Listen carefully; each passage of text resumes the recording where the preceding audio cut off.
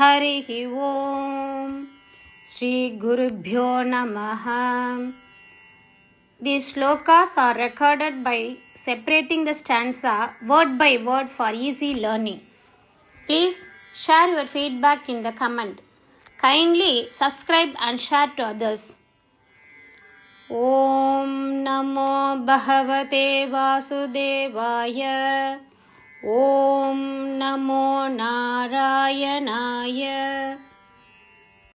Sloka 6. Let me not be captured by women like a male elephant by a female elephant. Let me not earn wealth in plenty because it's taken away by others, like the honey gatherers.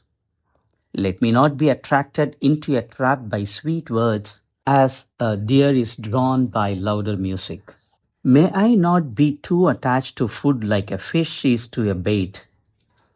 Like Pingala, may I sleep soundly without any worries. O Lord, may I not be killed by others like the Kurara bird that was killed while guarding the meat it was carrying. 6. பெண் யானையின் மயக்கத்தால் பிடிபடும் ஆண் யானையைப் போல பெண்களின் கவர்ச்சியால் நான் சிக்கிக் கொள்ளாமல் இருப்பேனாக. தேன் சேகரிப்பவர்கள் தேனை பறித்து செல்வது போல பிறரால் பறிக்கப்பட்டு விடும் அளவுக்கு மிகுதியாக செல்வம் ஈட்டும் ஆசையில் நான் விழாமல் இருப்பேனாக.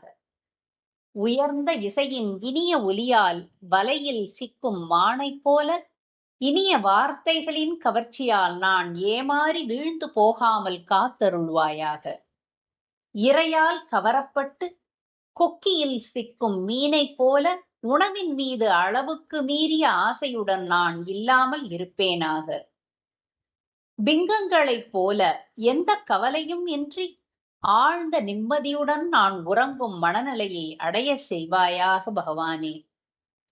தான் கொண்டு சென்ற இறைச்சியை காத்ததால் பிறரால் கொல்லப்பட்ட குரற்பறவை போல ஆசையினால் உண்டாகும் அழிவில் நான் சிக்கி உயிரிழக்காமல் இருப்பதற்கு உனது அருளை അരുൾവാயாக.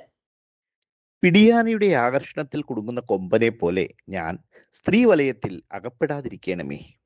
തേനീച്ചക്കൂട്ടിൽ നിന്നും തേൻ ശേഖരിക്കുന്നവർ തേൻ കൊണ്ടുപോകുന്നത് പോലെ മറ്റുള്ളവർ അത് അപഹരിക്കുവാൻ വേണ്ടി എനിക്ക് ധാരാളം സമ്പത്ത് സമ്പാദിക്കേണ്ടതായി വരരുതേ. ഉച്ചത്തിലുള്ള മധുരഗാനത്തിൽ ആകർഷിതനായി കുടുങ്ങുന്ന മാനിനെ പോലെ മധുരവചനങ്ങളുടെ വലയിൽ ഞാൻ വീണുപോകാതിരിക്കണമേ. മീനുകൾ ഇരയിൽ ആകർഷിതരാകുന്നത് പോലെ എനിക്ക് ആഹാരത്തോട് അതിയായ ആസക്തി ഉണ്ടാകാതിരിക്കട്ടെ.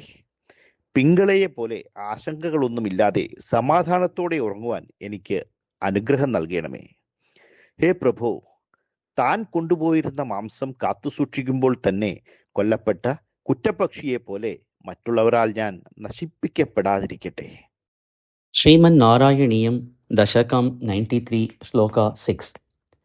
Ma badhyasam tarunya gaja iva vasaya. Ma badhyasam tarunya gaja iva vasaya. Ma badhyasam tarunya gaja iva vasaya.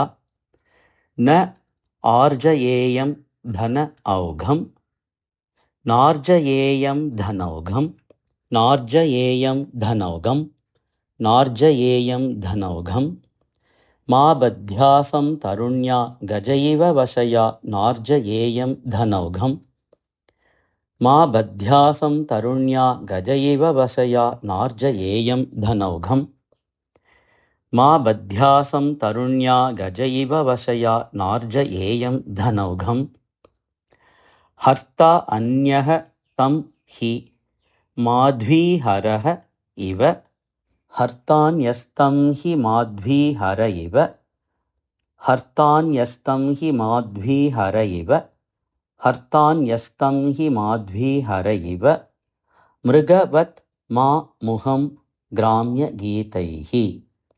Mrigavan ma muham gramya geetaihi. Mrigavan ma muham gramya geetaihi. Mrigavan ma muham gramya geetaihi. Hartanyastam hi madhvi haraiva mrigavan mamuham gramya geetaihi.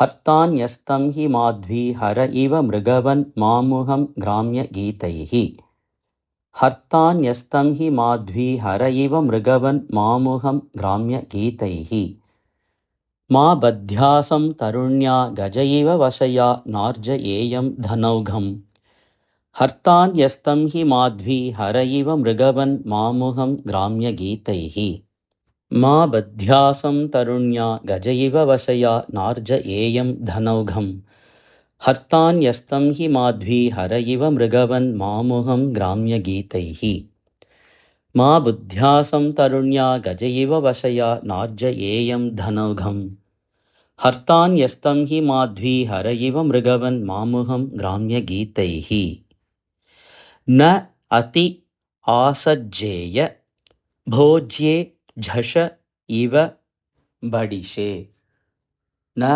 अति आसज्जेय भोज्ये झष इव बडिशे नात्यासज्जेय भोज्ये झष इव बडिशे नात्यासज्जेय भोज्ये झष इव बडिशे नात्यासज्जेय भोज्ये झष इव बडिशे पिङ्गलावत् निराशः पिङ्गलावन्निराशः पिङ्गलावन्निराशः पिङ्गलावन्निराशः नात्यासज्जेय भोज्ये झष इव बडिशे पिङ्गलावन्निराशः नात्यासज्जेय भोज्ये झष इव बडिशे पिङ्गलावन्निराशः नात्यासज्जेय भोज्ये झष इव बडिशे पिङ्गलावन्निराशः सुप्यां भर्तव्ययोगात् कुरर इव विभो सुप्यां भर्तव्ययोगात् कुरर इव विभो सुप्यां भर्तव्ययोगात् कुरर इव विभो सामिषः अन्यैः न हन्यै सामिषोऽन्यैर्न हन्यै सामिषोऽन्यैर्न हन्यै सामिषोऽन्यैर्न हन्यै सुप्यां भर्तव्ययोगात् कुरर इव विभो सामिषोऽन्यैर्न हन्यै सुप्यां भर्तव्ययोगात् कुरर इव विभो सामिषोऽन्यैर्न हन्यै सुप्यां भर्तव्ययोगात् कुरर इव विभो सामिषोऽन्यैर्न हन्यै नात्यासज्जेय भोज्ये झष इव बडिशे पिङ्गलावन्निराशः सुप्यां भर्तव्ययोगात् कुरर इव विभो सामिषोऽन्यैर्न हन्यै नात्यासज्जेय भोज्ये झष इव बडिशे पिङ्गलावन्निराशः सुप्यां भर्तव्ययोगात् कुरर इव विभो सामिषोऽन्यैर्न हन्यै नात्यासज्जेय भोज्ये झष इव बडिशे पिङ्गलावन्निराशः सुप्यां भर्तव्ययोगात् कुरर इव विभो सामिषोऽन्यैर्न हन्यै मा बध्यासं तरुण्या गज इव वशया नार्जयेयं धनौघम् हर्तान्यस्तं हि माध्वी हर इव मृगवन् मामुहं ग्राम्यगीतैः नात्यासज्जेय भोज्ये झष इव बडिशे पिङ्गलावन्निराशः सुप्यां भर्तव्ययोगात् कुरर इव विभो सामिषोऽन्यैर्न हन्यै मा बध्यासं तरुण्या गज इव वशया नार्जयेयं धनौघम् हर्तान्यस्तं हि माध्वी हर इव मृगवन् मामुहं ग्राम्यगीतैः नात्यासज्जेय भोज्ये झष इव बडिशे पिङ्गलावन्निराशः सुप्यां भर्तव्ययोगात् कुरर इव विभो सामिषोऽन्यैर्न हन्यै मा बध्यासं तरुण्या गज इव वशया नार्जयेयं धनौघम् हर्तान्यस्तं हि माध्वी हर इव मृगवन् मामुहं ग्राम्यगीतैः नात्यासज्जेय भोज्ये झष इव बडिशे पिङ्गलावन्निराशः सुप्यां भर्तव्ययोगात् कुरर इव विभो सामिषोऽन्यैर्न हन्यै मा बध्यासं तरुण्या गज इव वशया नार्जयेयं धनौघम् हर्तान्यस्तं हि माध्वी हर इव मृगवन् मामुहं ग्राम्यगीतैः नात्यासज्जेय भोज्ये झष इव बडिशे पिङ्गलावन्निराशः सुप्यां भर्तव्ययोगात् कुरर इव विभो सामिशोऽन्यैर्न हन्यै मा बध्यासं तरुण्या गज इव वशया नार्जयेयं धनौघम् हर्तान्यस्तं हि माध्वी हर इव मृगवन्मामुहं ग्राम्यगीतैः नात्यासज्जेय भोज्ये झष इव बडिशे पिङ्गलावन्निराशः सुप्यां भर्तव्ययोगात् कुरर इव विभो सामिशोऽन्यैर्न हन्यै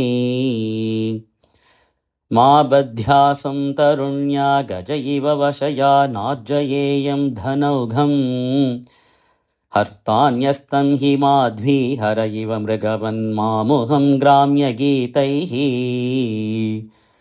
नात्यासज्जेय भोज्ये झष इव बडिशे पिङ्गलावन्निराशः सुप्यां भर्तव्ययोगात् कुरर इव विभो सामिशोऽन्यैर्न हन्यै